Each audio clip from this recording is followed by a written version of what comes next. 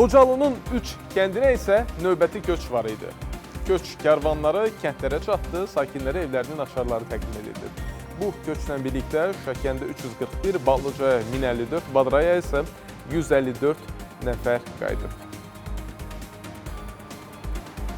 11 yaşımdan məcburi köçkün düşmüşük buradan. Yəni, çox aznazaqlı günlər yaşamışıq. Məcburi köçkün Ağdama, Ağdamda da sonra Bərdiyə, Bərdidə yaşamışıq. Bugünkü günümüzdə çox şükür. Allah prezidentimizin canı sağ eləsin, Allah şəhidlərimizə rəhmət eləsin. 33 il qaçqınçılıq həyatı yaşadıq.